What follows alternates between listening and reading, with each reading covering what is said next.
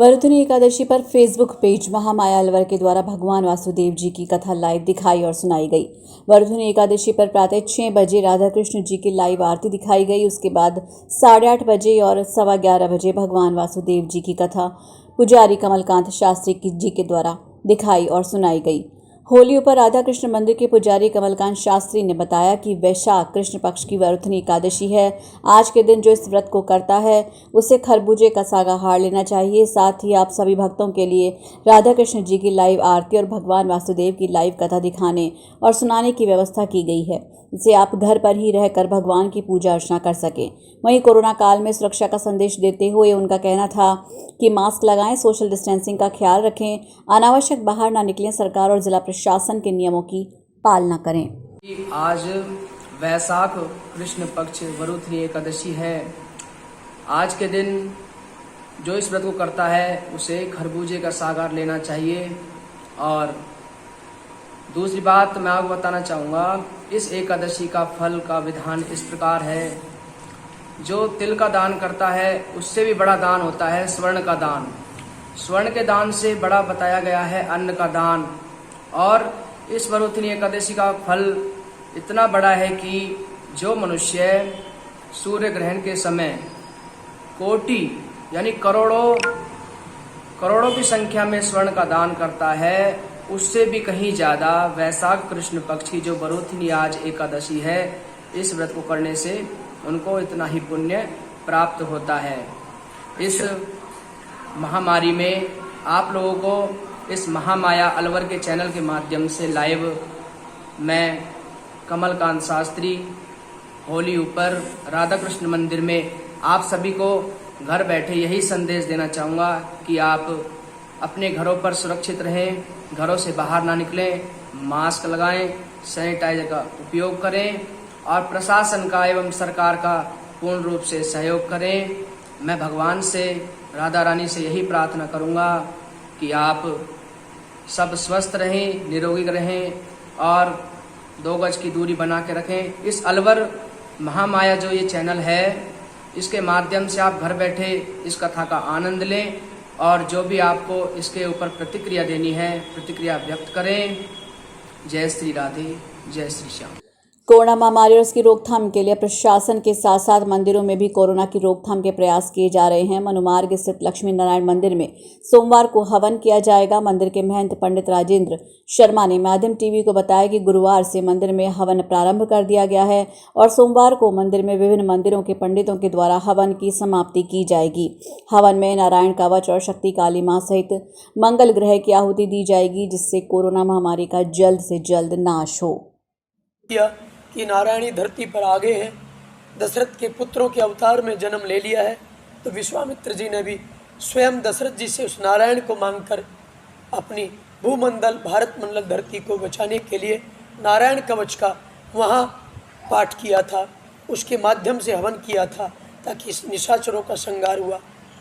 मेरे मन में भी एक विकल्प आया कि इस परमात्मा से प्रार्थना करनी चाहिए और उसी नारायण कवच के पाठ करके साथ इस यज्ञ का आह्वान करना चाहिए ताकि हमारी भारत की धरती से इस कोरोना निशाचर का नाश हो, एक बीमारी का नाश हो। मैंने कल दिनांक 6 तारीख गुरुवार से अग्निवास था, तब से इस यज्ञ का प्रारंभ कर दिया है। ये 10 तारीख सोमवार को कुछ ब्राह्मण को विद्वानों के साथ बैठकर इस नारायण कवच के और काली देवी के और सर्वाबाधा प्रश्नम त्रैलोक्याखिलेश्वरी एवं एकव्या कार्यम अस्मत् बैरी विनाशनम, इस मंत्र के द्वारा 10 तारीख को इस हवन की पूर्णाहुति दी जाएगी। और हमारा मानना है, मेरा मानना है कि इस भारत की धरती से इस कोरोना पाप बीमारी का नाश होगा और जनमानस को खुशहाली की, अमन चैन की, शांति मिलेगी। नगर परिषद की ओर से कोविड-19 को देखते हुए शहर भर में सैनिटाइजेशन का कार्य निरंतर जारी है। हालांकि प्रतिदिन अग्निशमन वाहनों के खराब होने और उन्हें सुधारने का काम भी करना पड़ रहा है। ऐसे में अग्निशमन दल पूरी मेहनत के साथ सैनिटाइजेशन कार्य में जुटा है। शुक्रवार को टीम ने स्कीम 2 और जुबली बास क्षेत्र में ऐसे मकान जहां कोणार्क ओडिशा मरीजों को चिन्हित किया गया है, उनके घरों सहित पूरे स्कीम 2 और जुबली बास के मकानों के मुख्य गेट को सैनिटाइज किया गया। अग्निशमन विभाग के सहायक अधिकारी अमित मीणा ने बताया कि नगर परिषद के निर्देश पर नियमित रूप से सैनिटाइजेशन का कार्य किया जा रहा है, जिसमें लगातार 2 गाड़ियां सैनिटाइजेशन का कार्य कर रही है। वहीं सैनिटाइजेशन की वजह से कई गाड़ियां जाम हो चुकी हैं, जिनके लिए कर्फ्यू में मैकेनिक तलाश ना भी विभाग के लिए बड़ी चुनौती है। वहीं वाहनों को ठीक करने के बाद फिर से सैनिटाइजेशन में लगाना पड़ रहा है। ऐसे में केवल वाहनों की देखरेख में ही समय निकल रहा है। गाड़ियों की स्थिति डेली ख़राब हो रही है, रोज़ाना सही करा रहे हैं। गाड़ियों की हाइपोक्लोराइड की वजह से और मैकेनिकल इसमें प्रॉब्लम आ रही हैं और सर्विस सेंटर भी बंद पड़े हुए हैं, जो गाड़ियों की मरम्मत नहीं हो पा रही। मगर फिर भी हम सिटी में, शहर में काम कर रहे हैं, चला रहे हैं काम सब। प्रतिदिन कितनी गाड़ियाँ भेज रहे हैं? प्रतिदिन 4 गाड़ियाँ हैं। वैसे हमारा गाड़ियों का टारगेट तो 7 से 8 का था, मगर अभी 2-4 दिन से गाड़ियों की हालत ज़्यादा ख़राब हो गई, तो 3 से 4 गाड़ियाँ प्रतिदिन हम शहर में सैनिटाइज करवा रहे हैं। कितने चक्कर हो जाते हैं एक बार में? 2 सुबह लेते हैं, 2 शाम को लेते हैं सर। 4 गाड़ियाँ लगातार। पॉजिटिव लोगों के मकानों को भी चिन्हित कर? हाँ, वहाँ पे भी एरिया वाइज भी हम चिन्हित कर रहे हैं। जैसे आज स्कीम नंबर 2 में पेशेंट ज़्यादा हैं, डेथ भी हुई है, तो आज शाम को हम स्कीम नंबर 2 में करवाएंगे। और बुद्ध विहार साइड, शिवाजी पार्क साइड में तो रेगुलर सुबह शाम 2-2 गाड़ियाँ उसमें लग रही हुई हैं। अलवर शहर कोतवाली थाना पुलिस ने सरकार द्वारा लगाई जा रही कोरोना वैक्सीन नहीं लगवाने को लेकर सोशल मीडिया पर भ्रामक पोस्ट डालने के आरोप में एक व्यक्ति को गिरफ्तार किया है। थाना प्रभारी राजेश शर्मा ने मीडिया को बताया कि मुखबिर से सूचना मिली कि एक शख्स कोरोना वैक्सीन नहीं लगवाने को लेकर सोशल मीडिया पर भ्रामक पोस्ट डाल रहा है, जिस पर मुखबिर ने उसका स्क्रीनशॉट भी डाला। इस पर ठाकुरवाला कुआं निवासी रमन सतीजा ने सोशल मीडिया पर सरकार द्वारा कोरोना वायरस की रोकथाम को लेकर लगाई जा रही कोरोना वैक्सीन को लेकर भ्रामक पोस्ट डाली, जिसमें लिखा हुआ था कि वैक्सीन नहीं लगवाएं। इस आरोप में पुलिस ने ठाकुरवाला कुआं मोहल्ला खैपुरा निवासी रमन सतीजा को गिरफ्तार किया है। देखिए, कल 5 तारीख को एक मुखबिर खास के द्वारा एक सूचना मिली थी कि एक रमन सतीजा नाम का व्यक्ति है, ये इस तरीके की भ्रामक पोस्ट एक वायरल कर रहा है, जिसमें वैक्सीन नहीं लगाने को सपोर्ट कर रहा था ये व्यक्ति। उस पोस्ट के जो स्क्रीनशॉट की कॉपियां भी मुखबिर ने उपलब्ध करवाई, जिस पर ये प्रकरण दर्ज करके और अनुसंधान किया गया। और अनुसंधान के दौरान इस रमन सतीजा नाम के व्यक्ति को गिरफ्तार किया गया है और इसके कब्जे से इसका मोबाइल जब्त किया गया है, जिसके द्वारा इसने इस भ्रामक पोस्ट को वायरल किया है। आप सभी अपने इन्वेस्टमेंट्स बचा के रखिए, क्योंकि त्रिहान होम डेवलपर्स अलवर की सबसे बड़ी सोसाइटी अपना घर शालीमार बनाने के बाद अब लेकर आ रहे हैं आपके लिए लग्जरी फ्लैट्स। इसलिए कुछ दिन रुकिए और लग्जरी फ्लैट्स के साथ अपनी नई जीवन शैली की कीजिए शुरुआत। ज्यादा जानकारी के लिए संपर्क करें।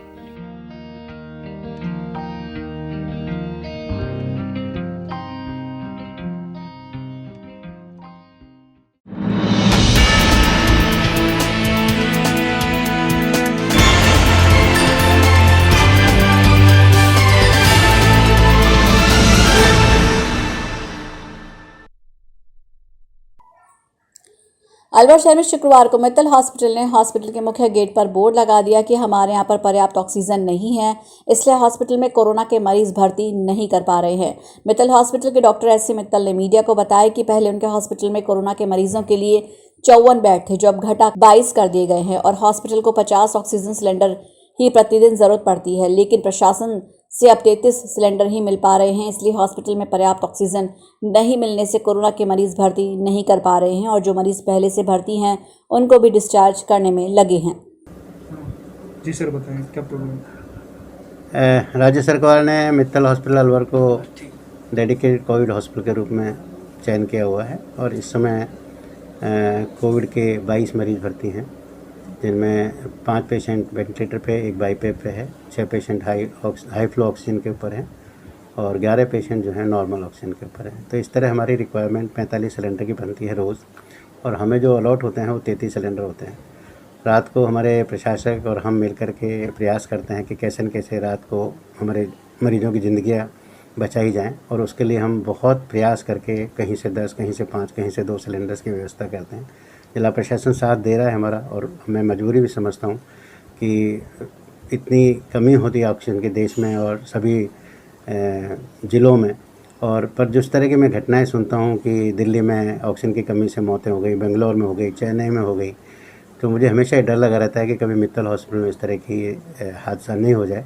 तो आज हमने इसलिए सब मरीज़ों का एडमिशन्स बंद कर दिए हैं और जो मरीज़ हमारे हैं उनको हमने टाइम से ही रेफ़र करने के लिए कह दिया है कि अपने अपने मरीज़ को कहीं भी सरकारी या जयपुर या कहीं भी अच्छे सेंटर्स पे लेके जा सकते हैं आप। और क्योंकि हम मरीज़ों को संभाल सकते हैं, पर व्यवस्था का जिम्मा, चूँकि रेमडेसिविर इंजेक्शन का और ऑक्सीजन का जिम्मा सरकार ने अपने हाथ में ले लिया है। पहले सिलेंडर्स आते थे, कोई दिक्कत नहीं होती थी, पर शायद कमी की वजह से लिया है। पर मैं आपके माध्यम से जिला प्रशासन और सभी शासन प्रशासन के सभी लोगों को निवेदन करना चाहूँगा कि इस संकट की घड़ी में हमारा साथ दें। और मैं मरीजों के परिजनों से भी निवेदन करके कि धैर्य रखें। हमने 10-12 दिन से जब से ऑक्सीजन की किल्लत हुई है, बहुत मेहनत से और डेडिकेशन से काम किया है और उसके रिजल्ट्स भी, परिणाम भी अच्छे आए हैं। बहुत सारे मरीज़ हमारे ठीक होके गए हैं। अलवर में 850 करोड़ की लागत से ईएसआईसी हॉस्पिटल का निर्माण हुआ है। महिला कांग्रेस के जिलाध्यक्ष कमलेश सैनी ने माध्यम टीवी को बताया कि अलवर सांसद ईएसआईसी मेडिकल कॉलेज और हॉस्पिटल को चालू करवा देते तो अलवर की जनता को इसका लाभ मिलता। कमलेश सैनी का कहना है कि कोरोना महामारी में सरकारी हॉस्पिटल और लॉर्ड्स कोविड अस्पताल में बेड भर गए हैं। कमलेश सैनी ने मांग की है कि अलवर सांसद ईएसआई हॉस्पिटल को जल्द से जल्द शुरू करवाए। राज्य सरकार की निःशुल्क मोक्ष कलश यात्रा योजना 2020 के तहत अप्रैल 2021 बुधवार से एक बार फिर से रजिस्ट्रेशन शुरू हो गए हैं। रोडवेज बस से एक मोक्ष कलश के साथ परिवार के 2 सदस्य हरिद्वार की मुफ्त यात्रा पर जा सकेंगे। रोडवेज के अलवर आगार के मुख्य प्रबंधक नीशू कटारा ने माध्यम टीवी को बताया कि अस्थि विसर्जन के लिए हरिद्वार जाने वालों को वेबसाइट पर ऑनलाइन पंजीयन कराना होगा।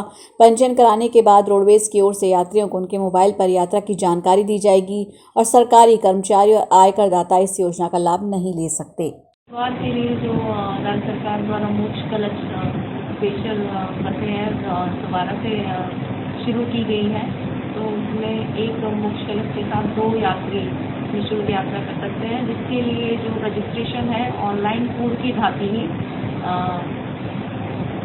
किया गया है। दोबारा उसकी शुरुआत की गई है और उसमें जो भी निर्धारित जो भी डॉक्यूमेंट चाहिए हैं वो अपलोड करने के पश्चात उसका रजिस्ट्रेशन हो जाएगा और उसको हरिद्वार जाने के लिए उपलब्ध करवा देगा। कितने बता ये मोक्ष कलश की होने वाले जो रजिस्ट्रेशन होंगे उनकी संख्या पर डिपेंड करेगा, उसके अनुसार ही बसें भिजवाई जाएगी। आज दिनांक 7 को नगर विकास न्यास अलवर की ओर से फतेहगंज गुम्बद के पास कच्ची बस्ती, भांड बस्ती, अग्रसेन चौराहे के लुहार बस्ती में मास्क वितरित किए गए। साथ ही लोगों को सामाजिक दूरी, 2 गज की दूरी की पालना और बार बार हाथ धोने की जानकारी दी गई।